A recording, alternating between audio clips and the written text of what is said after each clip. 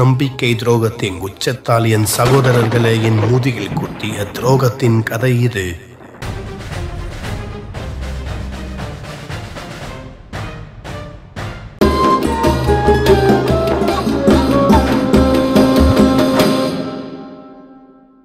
இரண்டாம் வழிப்போக்கர் தன் கதையை பூதப்பிடம் சொல்ல ஆரம்பித்தார். என்னுடன் இருக்கும் இந்த இரு நாய்கள் என் சகோதரர்கள்.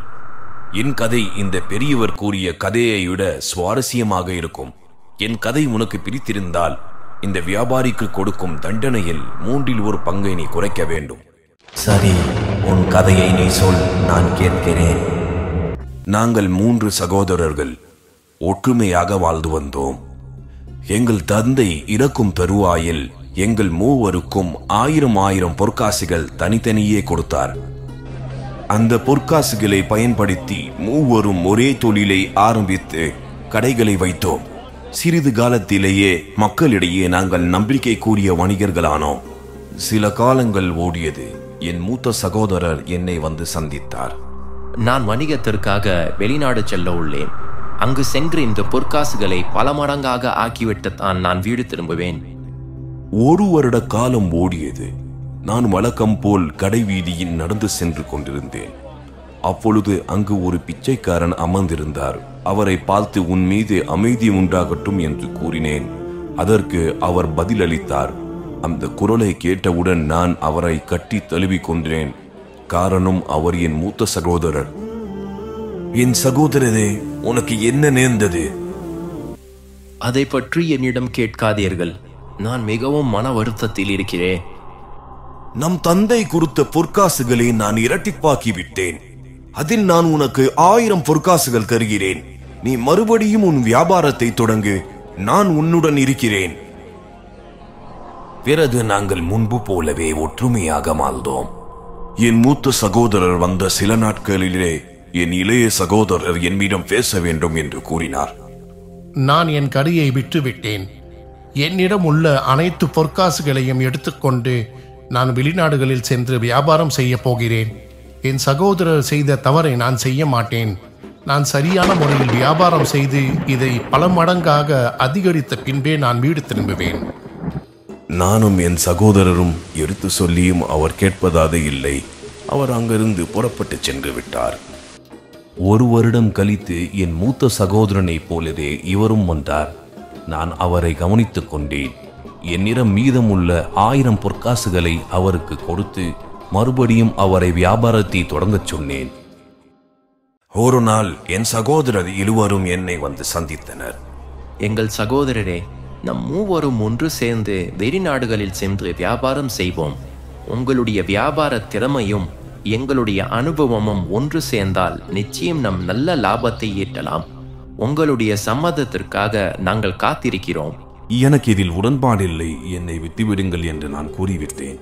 ஆனால் அவர்கள் என்னை விடுவதாக இல்லை. 5 வருடங்கள் ஓடியது. இறுதியாக நான் அவர்களுக்கு சம்மதம் தெரிவித்தேன். என் சகோதரர்கள் பயணத்திற்கான ஏற்பாடுகளை செய்தார்கள். நான் மொத்தம் 6000 பொற்காசுகள் வைத்திருந்தேன். அதில் 3000 பொற்காசுகளை என் சகோதரர்களோடு பகிர்ந்து கொண்டு மீதி 3000 பொற்காசுகளை என் வீட்டின் ஒரு ஓரத்தில் புதைத்து வைத்து வந்தேன். சாதகமான காற்று வீசப்பட்ட பிறகு நாங்கள் எங்கள் பயணத்தை ஆரம்பம் செய்தோம். 2 மாதங்கள் நீண்ட பயணத்திற்கு பிறகு நாங்கள் சென்று அடைய வேண்டிய துறைமுகத்தை அடைந்தோம். நான் எதிர்பார்த்ததை விட மிக பிரம்மாண்டமான வணிக தளம். நாங்கள் கொண்டு சென்ற பொருட்களை சில மணி நேரத்தில் விற்று தீர்த்தோம். அதிகமான லாபத்தையும் ஈட்டினோம். அப்பொழுது அங்கு ஒரு ஏழை பெண்ணை கண்டேன். அவள் என்னிடம் வந்து பேசினாள். நான் மிகவும் ஏழ்மையில் வாடுகிறேன், நானும் உங்களுடன் பயணம் செய்ய விரும்புகிறேன் என்று கூறினாள். நான் சம்மதம் தெரிவித்தேன். அவளின் ஏழ்மையை கண்டு அவள் மேல் இரக்கம் கொண்டேன். பிறகு அவள் சம்மதத்துடன் அவளை நான் மனம் முடித்துக் கொண்டேன். வேறு இடத்திற்கு வியாபாரம் செய்வதற்காக நாங்கள் அங்கிருந்து புறப்பட்டோம். அப்பொழுது என் 2 சகோதரர்கள் ஒரு திட்டம் தீட்டினார்கள். நம்மிடம் இப்பொழுது 24,000 பொற்காசுகள் இருக்கிறது. அதை 3ஆக பிரித்தால் 8000 மட்டுமே கிடைக்கும். ஆனால் அதை 2ஆக பிரித்தால்? நீ என்ன திட்டம் வைத்திருக்கிறாய்? நம் சகோதரனையும் அவனுடைய மனைவியையும் கடலில் தூக்கி எறிந்து விடலாம். எப்படி என் யோசனை? அருமையான யோசனை.